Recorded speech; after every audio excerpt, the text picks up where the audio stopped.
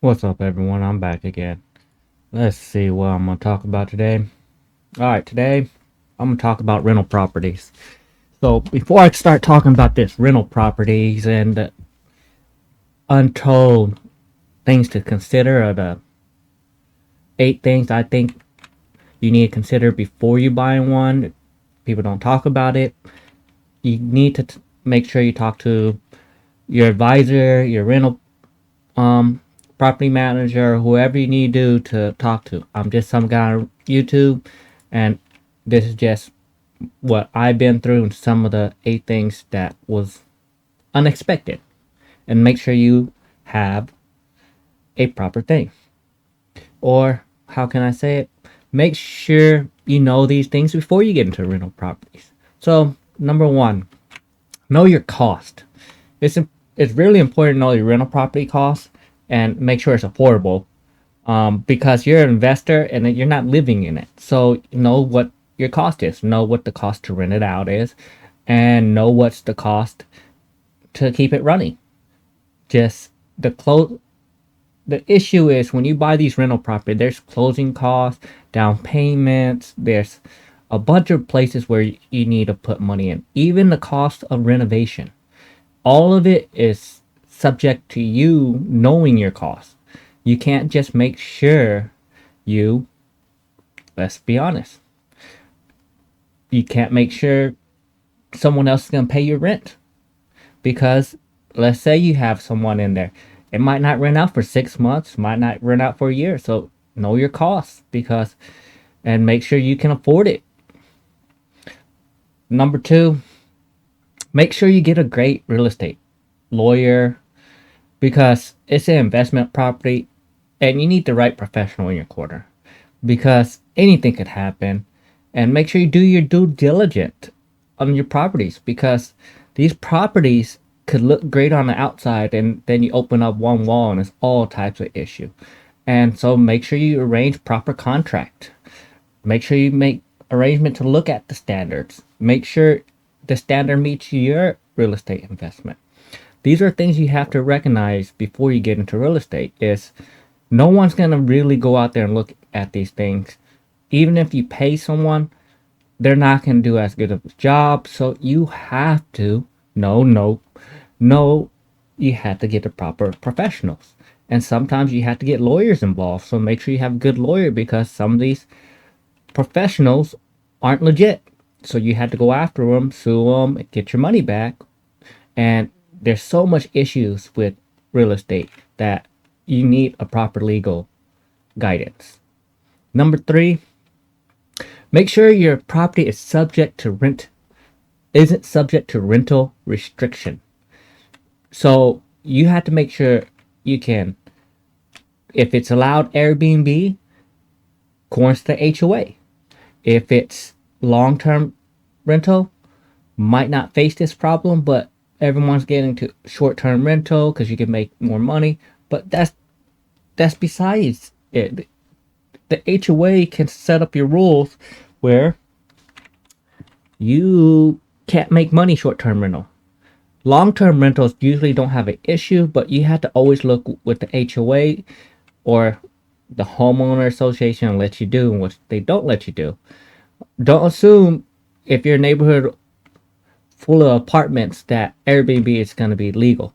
And don't assume that everyone that's listed in that area is okay with you Airbnbing it. Because let's say you see the two neighbors in the neighborhood Airbnb, but they might not legally be able to do it because of HOA rules. It's kind of stupid, but hey, you bought the house, you need to know the HOA rules and is it subject to rental restrictions? That's really important. And number four is something that I got hit with was be mindful of the surprise costs. AC can go out. The You could get termites. Like I had one of my properties. I had to get a termite inspector and I had to fix those repairs. There's nothing I can do about it. I can try to be cheap and do XYZ, but at the end of the day, you have to do what's right and remove the termite. You had to fix the AC. You had to fix the electrical. You had to fix the plumbing. You have to if you're renting it out. These are maintenance costs, and don't forget your property tax. These are all things that people have to keep mind of whenever they're renting out. And to make sure you don't forget your homeowner insurance, because every year it can go up. So you have to be mindful for all this stuff. Because real estate, just because you got a fixed mortgage does not mean your mortgage won't go up due to insurance. And then understand what being a landlord really means. It's number 5. Becoming a landlord doesn't mean, take on the expense and maintain a rental property. It also means having to be available at all times dealing with the tenant issue that arise. Anything could happen. It's important to understand that if something breaks, you have to fix it right away or fix it as soon as you can. And you have to make effort. So if some garbage disposal breaks, guess what? You have to fix it as fast as you can, or they're going to make a complaint. These are all part of the rental agreement and the landlord. Now, we don't have to change out light bulbs and all that stuff as a landlord, and you have to make sure it's part of your contracts. Make sure you have clear understanding what is to be a landlord for that one property. Every property can be different, so you need to know what your contracts state. Number 6 is, I see people fall for this all the time, is don't assume hiring a property manager is a perfect solution. Because at the end of the day, they're a property manager overseeing your property. Doesn't mean they're going to be a good property manager. Because believe it or not, a lot of property managers aren't that great. They charge a very high fee, and then they don't always go around and find the best deals. They don't do XYZ, and it's typically not beneficial for some people. And that means you have to have a higher rent if you can have a property manager, because they take a portion of your profit. So if you're right on making $50, then guess what happens? You're not going to be able to afford it, and it's actually making it a negative, because you're only in the profit margin of $50, but the property manager costs $100 or $200 a month. So you're negative $150 a month. Does that make sense to get a property manager in that situation? And that's how some of these situations are. People go, oh, I'm going to get this rental property, and go straight to a property manager. Well, how are you going to afford the property manager if you're not cash flow positive on it? So you have to make sure you're cash flow positive, and you have to make sure that whenever you get your property manager, you vet all their contractors, because there's some shady property managers that will screw you over. They will get contractors and get paid under the table for those contractors, and you might not really have those problems.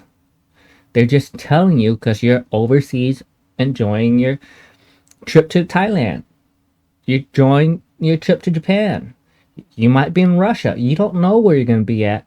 And when they call, you answer the phone. What else can you do? You can't go see the property. That's why you had to find a good property manager, if you're going to go with a property manager, and vet all the contractors. There's a lot of bad and shady stuff that happens in real estate. Number 7 is you have to prepare for your rental property to sit vacant. It can sit vacant for 1 month to a year, 2 years. So you have to be ready for it.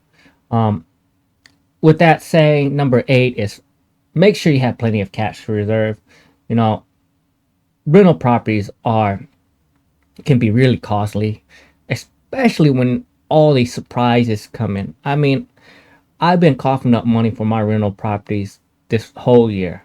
I think I spent like 40, 50, 60,000 already on my rental properties.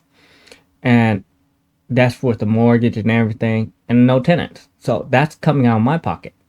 So you have to understand, you have to have a cash reserve, and it has to be big enough to cover it.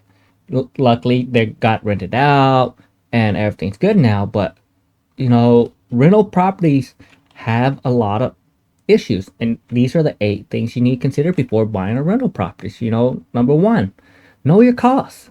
Number 2, have a great lawyer for real estate.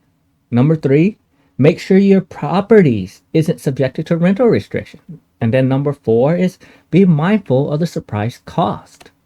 Number 5 is understand what being a landlord really means, because not every landlord's the same, and you have to know what it means for you. Number 6, don't assume hiring a property manager is a perfect solution to you renting out properties. It's not. It doesn't work like that. Number 7, prepare for your rental to sit vacant. I mean, just be prepared for it. You can put up X, Y, Z away, but you need to be realistic. How often does someone look for a rental property? How fast does it fill up? These are the things you have to do your research on. And lastly, make sure you have plenty of cash reserve. That's a really big one that people don't factor. People live on the borderline, and whenever shit hits the fan, it just goes bad. Please like and subscribe my video, and stay tuned for more.